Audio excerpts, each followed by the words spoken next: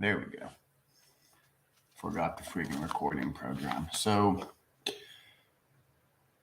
much as I feared, if Russia decided to truly double down and do this through the method of unrestricted global war, there are certain actions they can take. And those actions play like a textbook. So some of these actions are actions that we strongly were able to predict.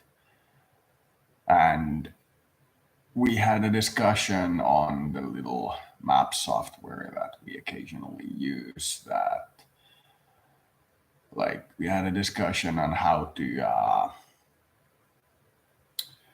get out of this war reasonably. And one of the alternatives that came up for not getting out of this war, but getting much, much deeper into this war during the discussion came up. And it was essentially exactly this option, which is that Russia will push as deep into Ukraine and west as they can. Once the counteroffensives begin, and it's not just 1 square kilometer, it's an actual counteroffensive, they will do what everybody said the Axis powers should have done and begin, and then prepare for the long war. Annex all the regions they took from the west during their offensive part, claim they are Russia proper, and say that they will be defended as if they were Russia proper, as in with the use of nuclear weapons. Now, when we were discussing this scenario, we were pretty openly saying that because there's this thing called, in strategy games, bad boy points, which I would translate to as global reputation.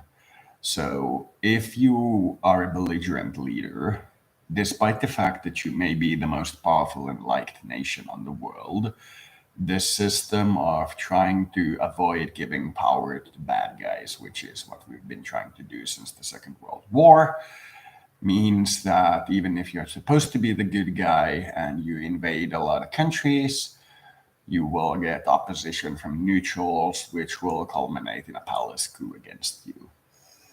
This is as it works in most strategy games. So when we were discussing this outline of Russia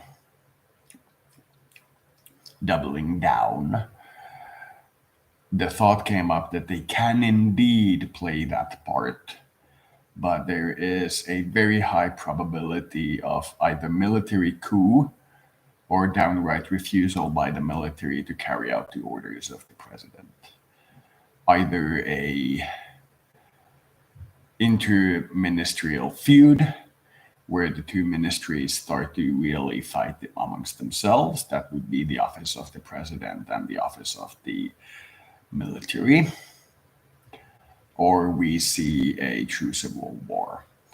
If Russia annexes these territories, as they seem to be planning to do, and add them to the Russian Empire, there is a very high probability that none of the neutrals that are leaning towards Russia will support them, because countries like Iran would generally benefit from not being able to have parts of their territory carved off and annexed a la Victorian era by another country. So many of the neutrals that sided with Russia against the Western imperialism are seeing these kinds of actions as imperialism. And while they are not friends with the West, they are losing their friendship with the East, which is noticeable in the slow, common sense approach of the other Shanghai Cooperation Organization leaders who are strongly urging Russia to back down from this conflict. But it seems Russia has indeed decided to double down. They will go to mobilization. They will defend their gains as if they are Russia proper. and they will most likely escalate along the escalatory ladder until they are content.